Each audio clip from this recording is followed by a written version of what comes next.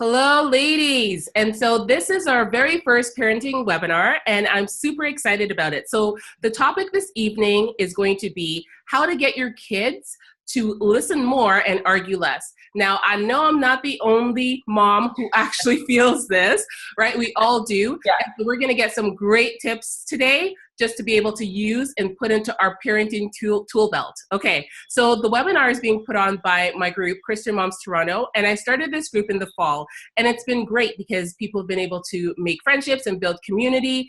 And one of the things that we actually do is we help to come alongside other women and help to empower and equip them to be the best possible moms to their kids. So now, without further ado, I want to introduce you to the fabulous Marlene Spence, right? Oh. And, right. And yeah, Marlene, why don't you tell us a little bit about yourself and then jump right into the presentation, okay?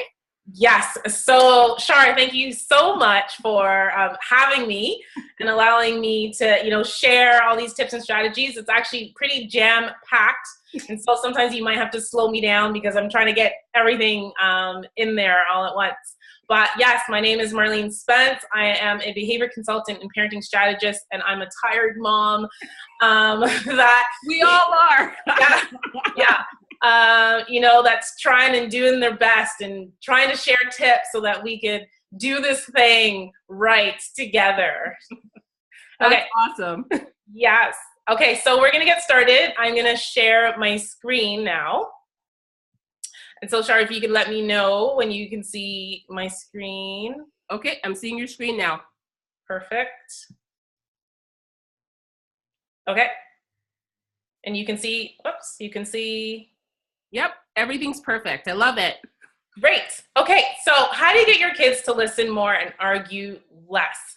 This is practical and positive and proven ways to end power struggles, tantrums, and tears, and get your kids to listen without losing your cool.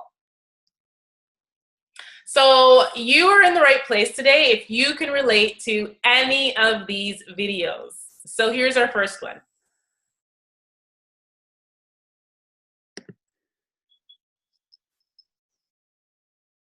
Takes 1 minute to put clothes on, and you can have your toy back. Okay.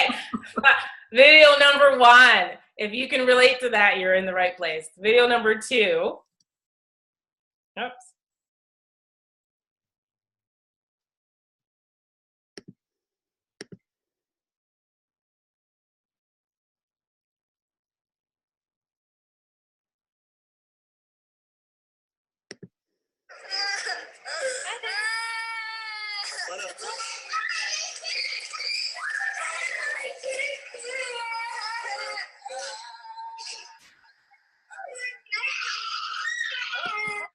Okay, that's video number 2. And our last video, which a lot of you might be familiar with.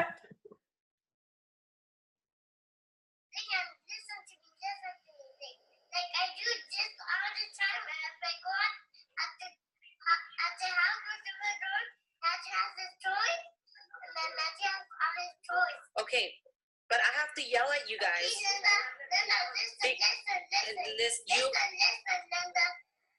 Okay, what? Okay, so if you can relate to any one of those videos, you are definitely in the right place. Absolutely. And so we're going to talk about today why our children engage in power struggles, tantrums, and tears. Why does this continue to happen? What to do while a tantrum is happening, and then ways we can reduce and end those behaviors, and how to get your kids to listen. So who am I? So as I mentioned before, I'm Marlene Spence, and this is my family, and I am the mother of these 2 amazing kids here. They're 9. My daughter's 9, and my son is 6. And I love this portrait, personally. This is one of my favorite portraits because it totally just depicts my family. It's me always looking at my husband going like, what? Like, really? Right? He's like, yeah, I'm boss. And, my son, who's always silly and giggly and always, anything he can do to make you laugh or just be silly. That's him. And then there's my daughter. That's like, well, you know, they said to smile. And so here I am doing exactly what they've asked me to do. And so that basically, this picture is my family basically in a nutshell. So, but who am I? So I, as I mentioned, am a behavior consulting and parenting strategist. So 18 years ago, I started this journey to help, and this passion to help children and youth that were really suffering with a lot of behavior issues. Again, not listening, whether in the school system, maybe they were in a treatment center, just really having a lot of difficulties managing and self-regulating their behaviors. And my journey started 18 years ago, and I realized, you know, there's so much behind these behaviors. There's always a reason as to why these things are happening. And as a psychology major, I was always that, again, why is this happening? What can I do? And discovering that, you know, once you peel back the layers as to why all those disruptive behaviors are actually happening, and you really get to the root of the problem, there's a lot of potential that is there inside that child. And so 13 years ago, I've had the privilege, or for the last 13 years, I've had the privilege of working with one of the second largest school boards in Canada, and really being able to equip a lot of the educators in the system with tools and strategies of how they could better manage, and ensure that the students that are facing these difficulties in the school system be more successful. And, you know, I'm proud to say that I have a lot of success stories, but I still felt a little emptiness a few years ago. And I kind of felt, you know, this is fantastic. They're doing fantastic now. A lot of these kids they're improving. They're doing really well in the school system. And the parents were so proud, but then the parents were like, well, this is great. This is happening now at school, but what do I do at home? And so that's then when I was like, you know what? I really want to shift what I'm doing, and also bring that attention to these parents who really need some practical tips and strategies and support and coaching with how to manage those difficult behaviors at home. And so that's when Cornerstone Family Services was born. And there's 3 basic services that Cornerstone Family Services serves. So our community services, so we do social skills and life skills and groups and parenting workshops out in the community. We do a lot of online services, again, like this webinar, online coaching, and I give a lot of online freebies. And I'm really excited because this year I'm going to be launching my products line called Rewardum, and that's going to be organizational and behavior charts and reward charts for kids. Okay, so that's a little bit about Cornerstone Family Services. So let's get down to the meat and potatoes here. Tantrums versus meltdowns. So a lot of people think there's like a big difference, which there is. A lot of times we use the word tantrum and meltdown interchangeably, but a tantrum is really triggered by a power struggle of some sort, and it usually starts out as a mild outburst, whereas a meltdown is usually triggered by more environmental and physiological factors. And with a meltdown again is usually triggered by whether it could be sensory overload.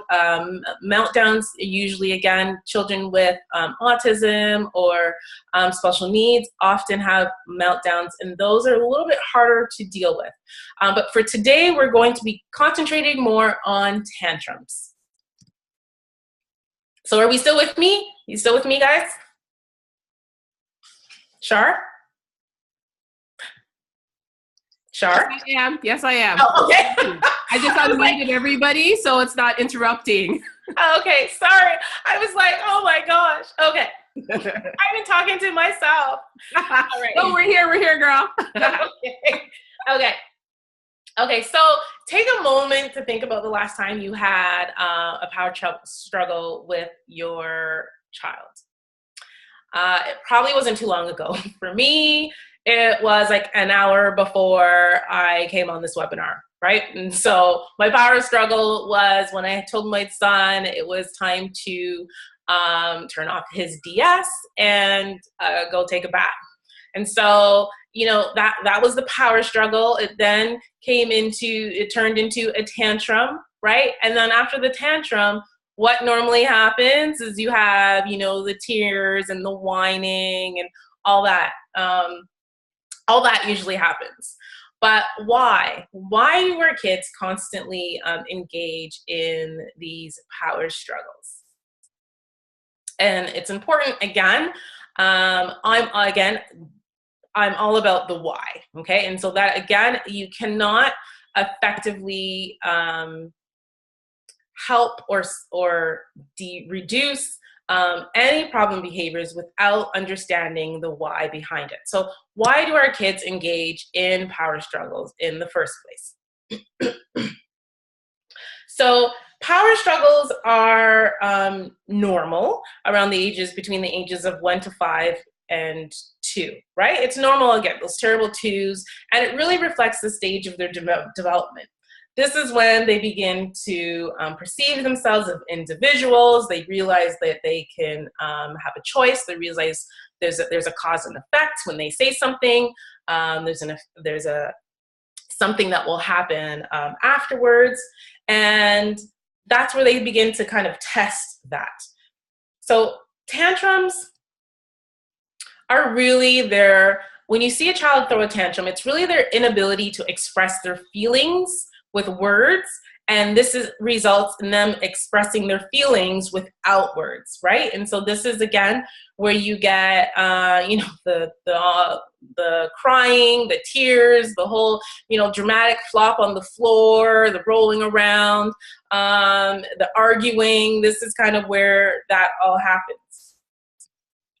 But tantrums, as I said, is really they're putting their feelings out there. So their feelings of disappointment, rage, rejection, anger, helplessness, that is what the tantrum is showing you, okay?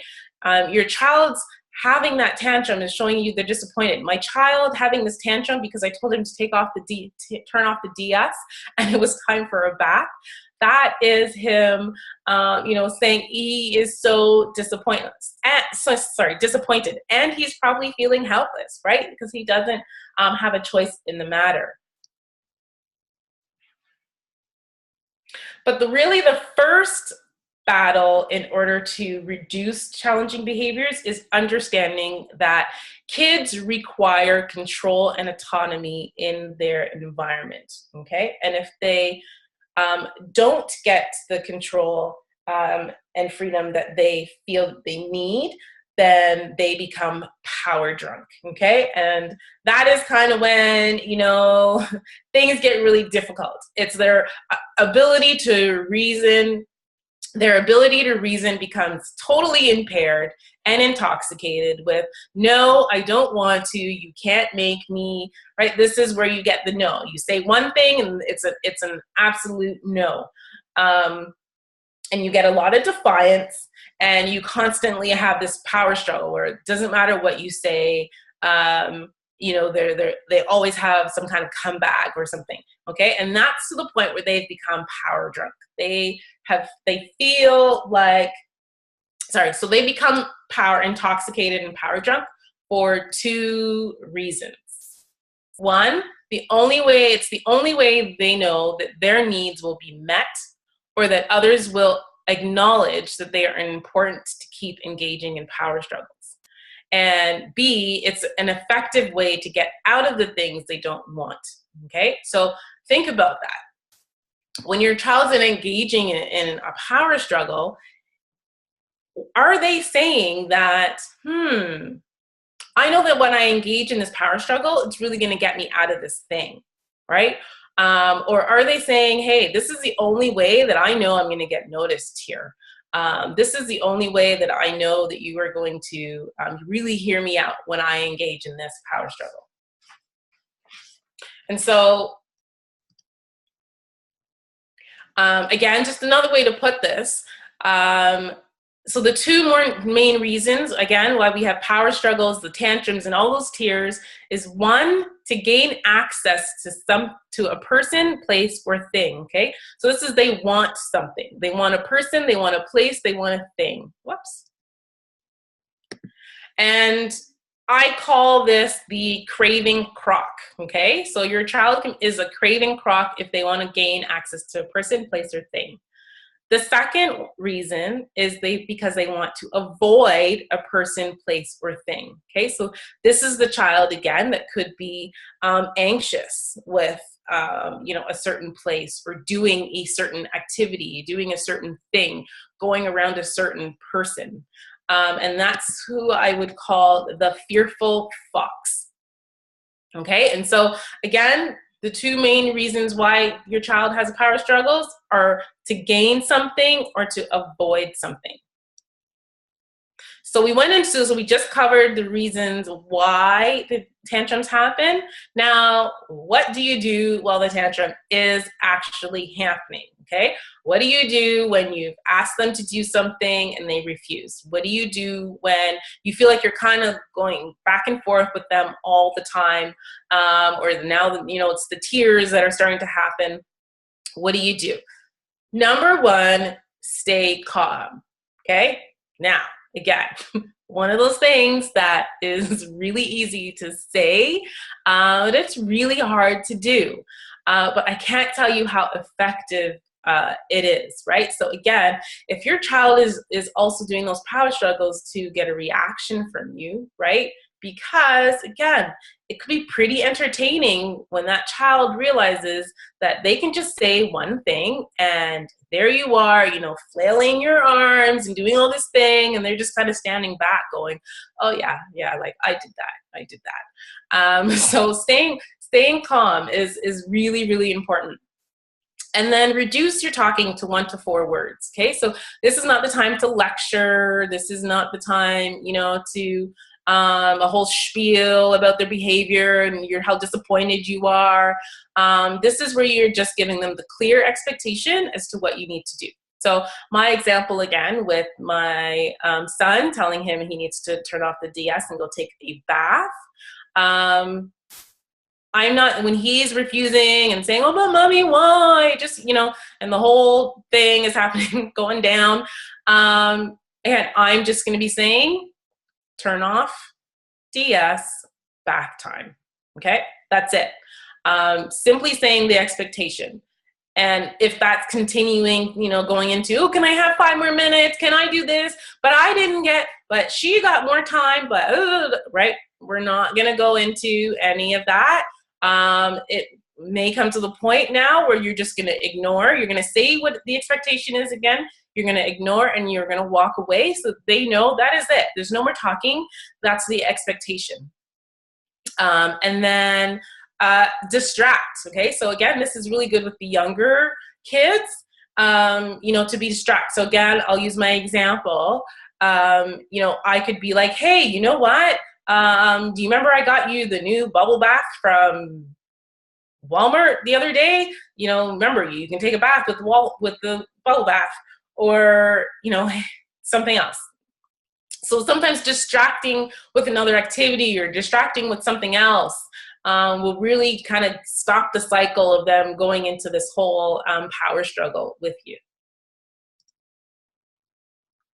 So the fearful fox and the craving croc come out predominantly during 4 times. 1 is bedtime, 2 transitions, 3 outings, and 4 demand, whenever there's a demand or there's a request made from them, okay? And so I'm gonna quickly go through these 4 main things right now. So bedtime. Now, power struggles during bedtime, right? So Shar and I were kind of talking about this before we came on live, but just, we tell our kids it's time to go to bed and they come back and we say it's time to go to bed. And we kind of have that back and forth that ends up happening. I say to my kids, I'm going to be on this webinar, so don't wait up for me. And they're, whining, why? I can use so many examples for days, guys. But so bedtime. So it's actually establishing a positive before bed routine is essential, okay, in order to reduce power struggles during bedtime. So a 20 minutes, research says a 20 minutes before bedtime, 20 minutes before bedtime, complete a 4 to 7 minutes quiet, 4 to 7 quiet activities. Okay, so for example, get them into routine. What are the things that they are gonna do before they go to bed? Brush their teeth, use the toilet, read a story, help put on their PJs, deep breathing, maybe there's a massage, back rub, right? Again, with my son, sometimes I can just see he's so like wound up that sometimes we do have to do deep breathing before we go to bed. Sometimes I do need to just kind of rub his back just to kind of get him, again, his body into more of a calm state so he will be able to settle. And so establishing a positive before routine is really important.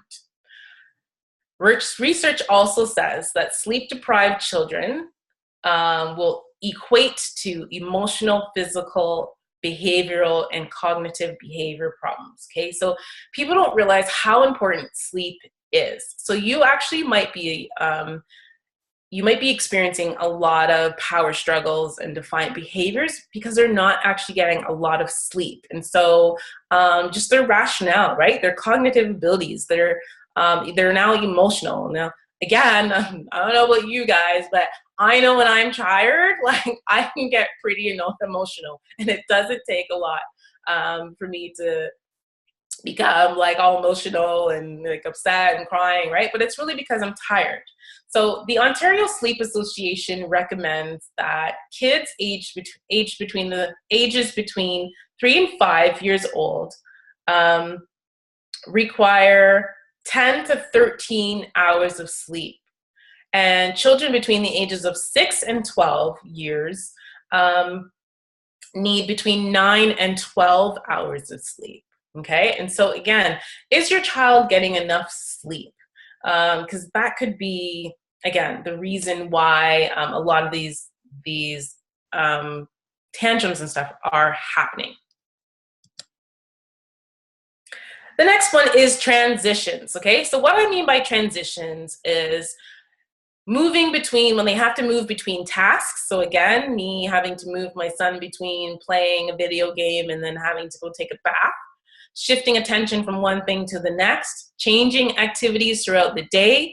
That's what I mean by transitioning.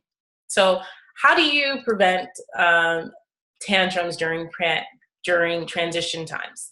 So that is, first thing is predictability, okay? So you wanna make sure that your kids know what is happening and when it's happening. And that will really help them, again, not have as many meltdowns. So you can do checklists, visual schedules are really important. So what I mean by that is, for example, having a checklist, and it's funny, when I do this, I do definitely see less tantrums happen. And I didn't do this with my son when he kind of had his tantrum with me taking away the DS, but having a little checklist that, first you're gonna eat dinner, then you're gonna have time playing your DS, and then it's gonna be bath time, right? And setting a timer. So again, and providing warnings, right? So there's predictability. He knows it's coming. It's not a shock. He knows it's going to be happening. And I really didn't provide any warnings. I didn't say, okay, if you have 5 more minutes, so he can kind of wind himself down. Again, a visual timer or a bell or a countdown, something where they can see that, okay, I know my time is going to be up, and then I'm going to have to be able to go to this thing. Okay, so providing warnings is really, really important. So outings, right? So how many of you have tantrums when it comes to, them having to go somewhere that they really don't want to go? This could even be school, this could be anywhere, but outings.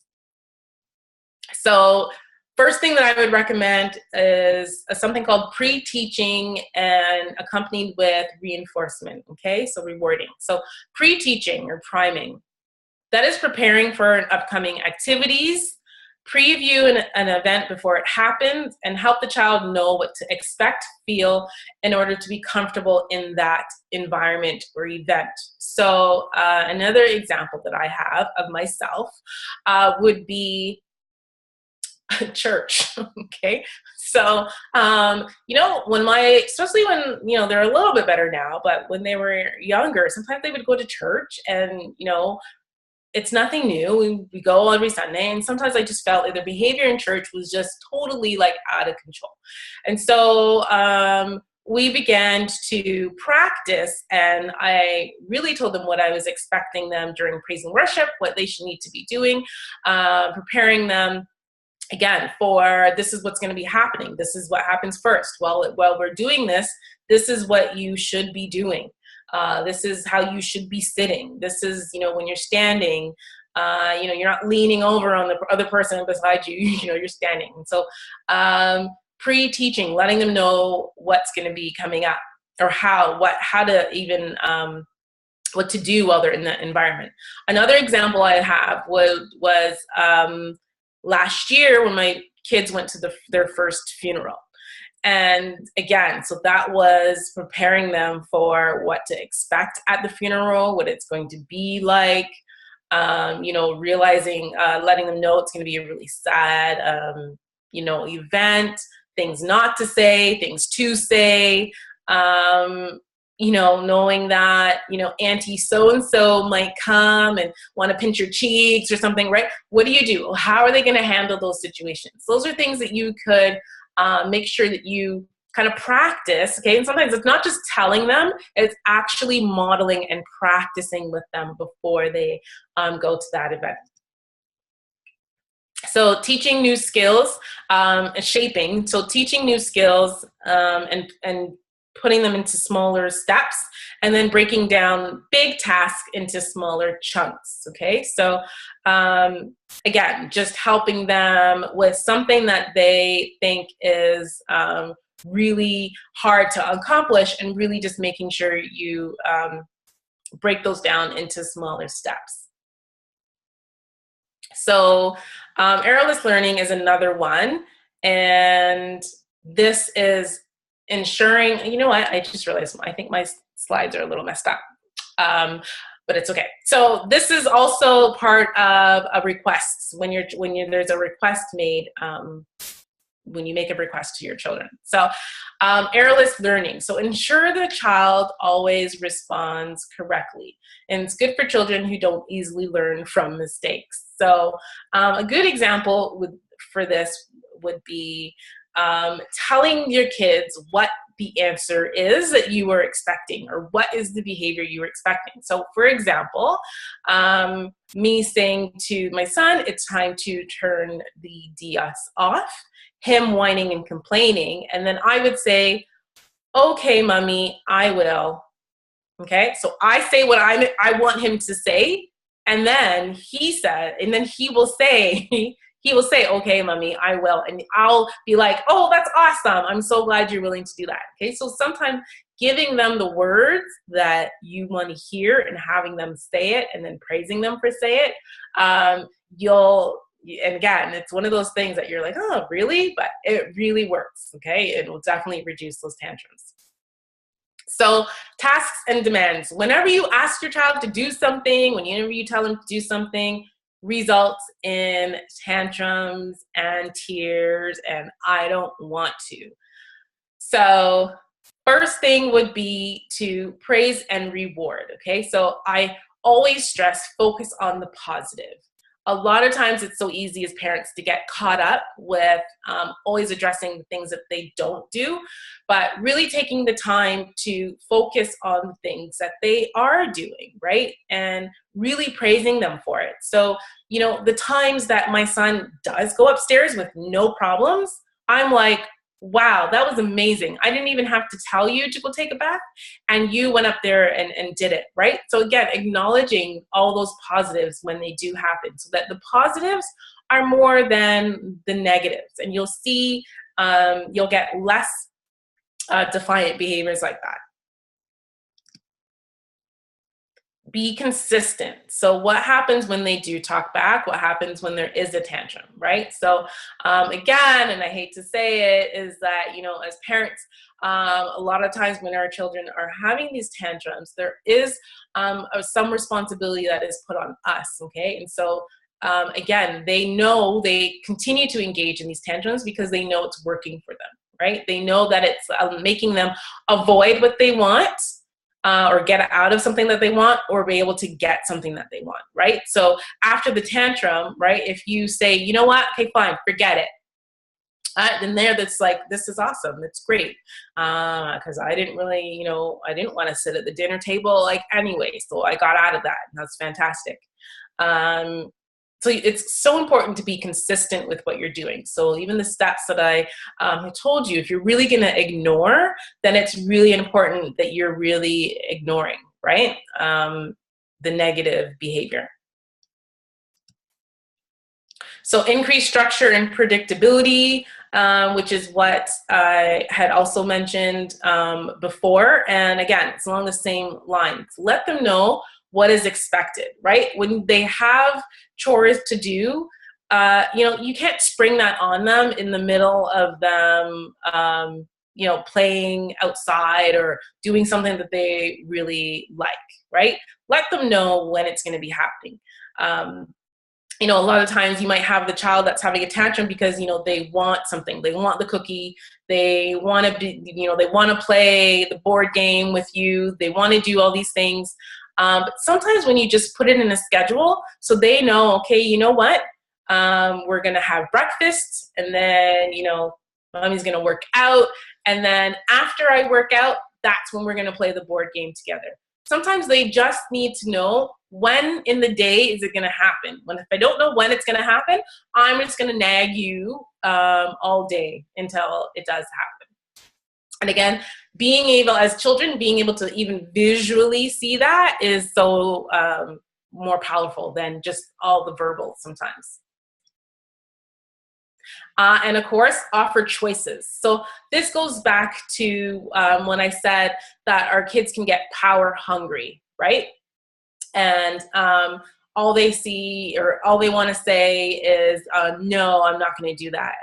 And they're craving that autonomy, and they're craving that ability to be able to make a choice for themselves. And again, obviously, as parents, you're going to have to decide what are they allowed to have choices over and what are they not, okay? And some of the things, you know, some of the things as parents, I think we need to let go of, right? So if they have chores, can they pick, you know, which chore they want to do first? And sometimes that's as simple as it is, right? Can they pick the chore that they want to do? Maybe you have some straws and they get to pick, you know, the whatever chore that they get to do first. So let them have a choice in what they need to complete. I know for my daughter, when she comes home from school, she will kind of create what she's going to do between coming home from school and bedtime. So she will kind of make her own schedule.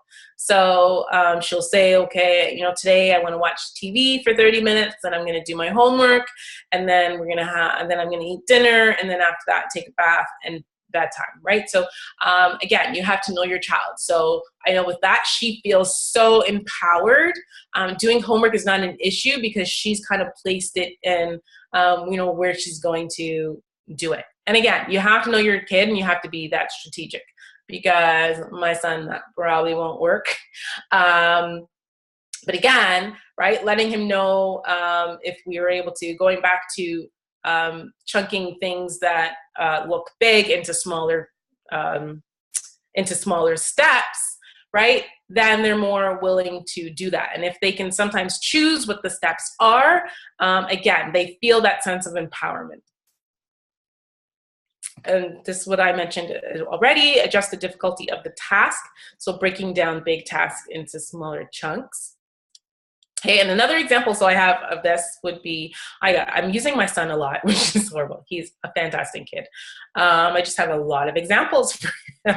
So another example of my son would be, I get him to fold his clothes, some of his clothes. And of course, there could be like 10 shirts and he's like, oh my God, like I can't do this. There's so much, right? So to him, he thinks that is so incredibly like impossible. So it got to a point where it's like, okay, you know what? You can do 2 shirts and then come check in with me. And then, you can take a 2-minute break and go back and fold 2 more shirts. And again, as silly as that seems, it works, right? Because he's like, oh, okay, I only have to do 2 and then go back and do 2 more, right? And then before you know it, it's done, right? And it's because, again, you've made the big task into smaller ones. Providing frequent breaks is really important. Again, especially for the child that's trying to avoid something, knowing that they could take a break and have that moment to kind of self-regulate, realize kind of where they're at and how to get back into doing something that they might see as very difficult. Frequent breaks is really important. Okay, so that is it. I would love to hear 2 things that you guys think that you could implement from today's webinar. Again, very practical things that you could do. So once I'd love to hear the things that you think you could implement tomorrow. But here is my warning for you, okay? Oops.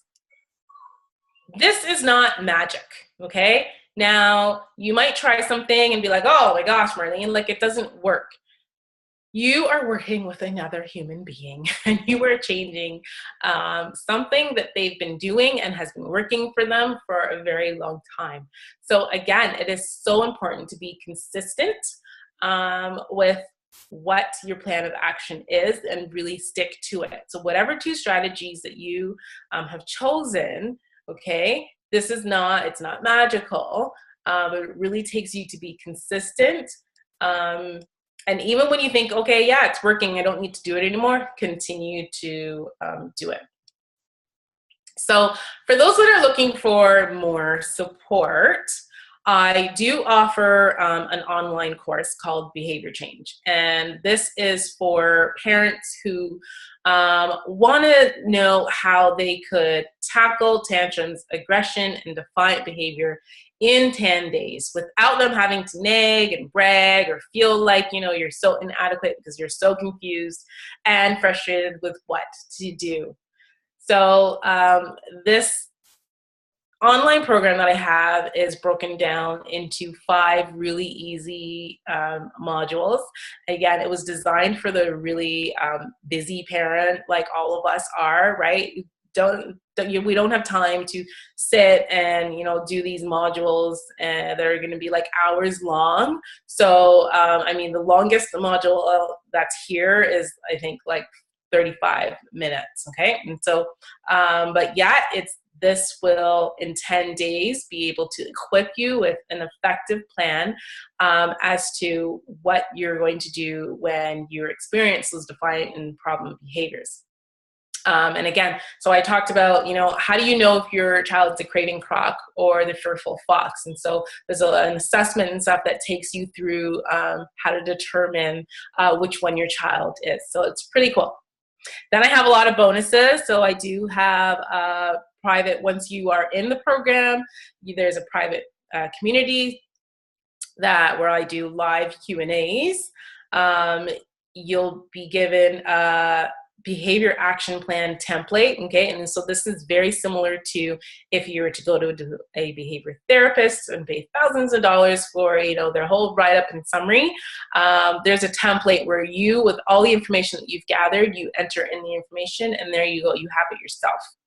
And then the third bonus is the 8 proven an audio series called the 8 proven practical ways to teach your compulsive child self-control. Okay, and so that is something that Shar, if it's okay with you, it's not open now, but maybe I can provide the link to those who are interested to get on the waiting list. I'm going to be opening up the doors to that program in a few weeks. But for those that also want more parenting tips, you can follow me as well on Facebook and on Instagram. And so that is it. Thank you, guys. I am done, so I'm going to stop. That was awesome, Marlene. Thank you so much for sharing all of that great information with us. Girl, you gave me so much to process awesome. Right now. This is awesome. Great. I'm so happy. Yeah. So what do you think? So I think what I'm going to do right now is I'm actually going to stop the recording, and then I'm going to unmute all of our members who are on and have them ask questions, right? Yeah. Awesome. Sounds good.